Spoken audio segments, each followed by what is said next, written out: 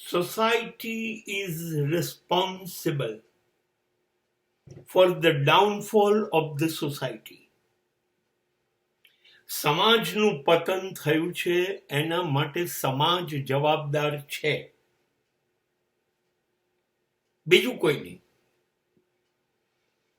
You cannot blame government. You cannot blame circumstances. You cannot blame rules and regulations. And personally, what I believe, you cannot blame the generation next. સમાજ નીચે જઈ રહ્યો છે એ ફરિયાદ કરવાનો હક આપણે ગુમાવી ચૂક્યા.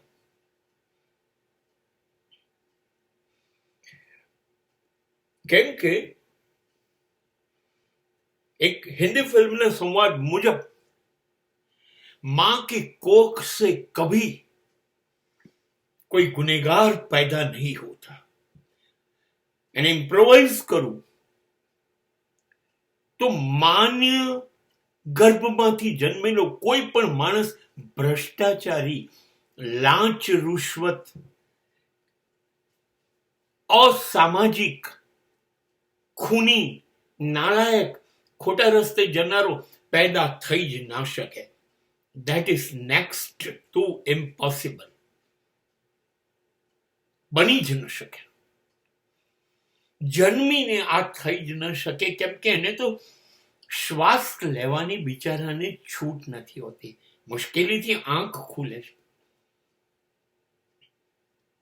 કેવી રીતે એ દાણચોર બનશે, કેવી રીતે એ ભ્રષ્ટાચારી બનશે, કેવી રીતે દેશ વિરોધી બનશે, કેવી રીતે દેશદ્રોહી બનશે? 0% નહીં. શરૂ થાય છે કુટુંબથી. સૌથી પહેલી ફરજ ચૂક્યા મા બાપ. મા બાપ ચૂકી ગયા પહેલા.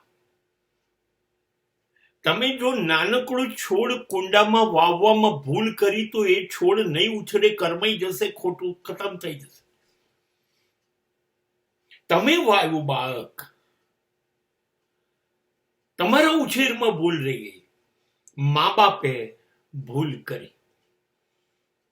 હવે કુટુંબના સગાઓ, કાકા, મામા, માસા, ફુવા વગેરે વગેરે વગેરે, અરે જેનાથી જેટલો બન્યો સહકાર, એને આ છોડને ગટરના પાણી પાયા.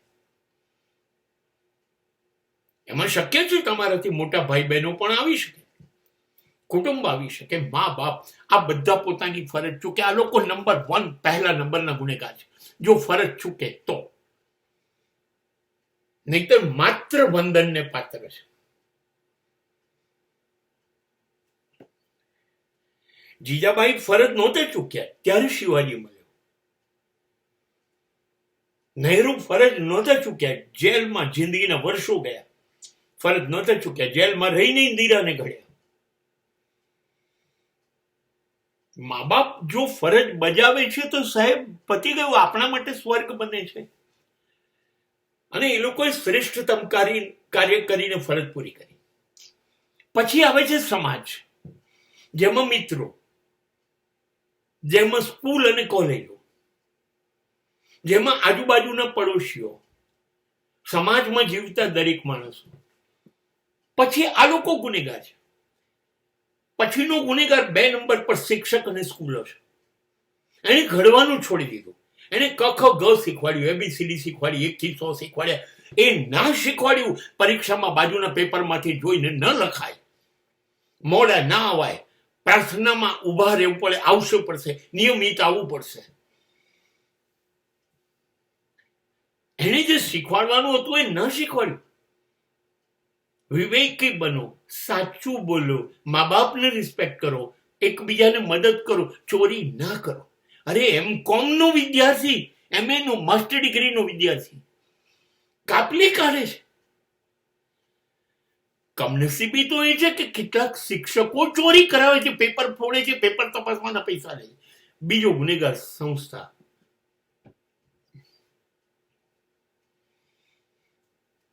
દ્રોણાચાર્ય કાપલી નહોતી ફોડી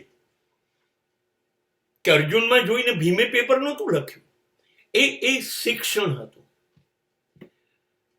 કે દિવસે 1000 બાણ માર્યા પછી રાત્રે ભીષ્મ પાસે જઈને પગે લાગી અને દાદાજી રડી છે એ અર્જુન પગ પકડીને. દ્રોણાચાર્ય ચૂક્યા નહોતા.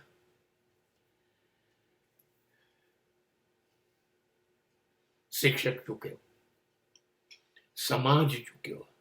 પછી આપણે ગયા ધંધો કરવા કાં તો નોકરી કરવા. બાપ રે, એ તો છે જીવતું જાગતું નરક ઉકેડ્યો. એને શીખવાડ્યું કેમ છેતરીએ, કેમ લૂંટીએ.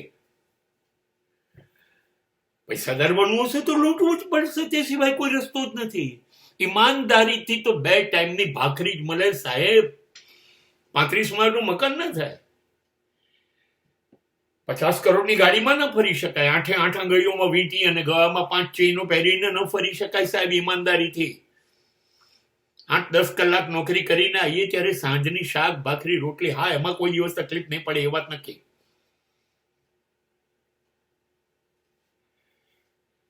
પણ સમૃદ્ધિના સમુદ્રમાં આવતા મગરો તો ના બની શકાય, અને એ બનવું છે. એટલે સમાજમાં નોકરી કરીએ છીએ ત્યાં ચોરી કરીએ છીએ કામની. વધુ પગાર આપો, કામ ઓછું કરીશ. ધંધો કરીએ છીએ ત્યાં તો બેઠા છીએ કસાઈઓની જેમ તલવાર લઈને. અનાજમાં કાંકરા ઉમેરીએ, દૂધમાં પાણી ઉમેરીએ, જે કરવું એ કરીએ, વજન ઓછું આપીએ, વગેરે વગેરે વગેરે. તો હવે સમાજ.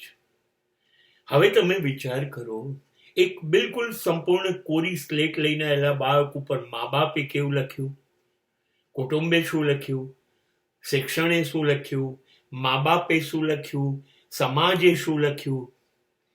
હવે સ્લેટ બગડી ગઈ. હવે આપણે કહીએ છીએ એને લખતા નથી આવડતું, એનામાં સંસ્કાર નથી. આ એક વ્યક્તિને બગાડવાનો ગુનો આ બધાએ કર્યો. હવે એ વ્યક્તિ સમાજને બગાડી રહી છે. આવી અનેક વ્યક્તિઓથી સમાજ બન્યો, અને આ બગડેલો સમાજ આખો દેશ બગાડી રહ્યો છે. અને આવા બધા બગડેલા દેશો આખું વિશ્વ બગાડી રહ્યું છે. શરૂઆત ક્યાં થઈ? મા બાપથી થઈ. એટલે હું કહી રહ્યો છું કે society spoiled the society. Society is only responsible for the downfall.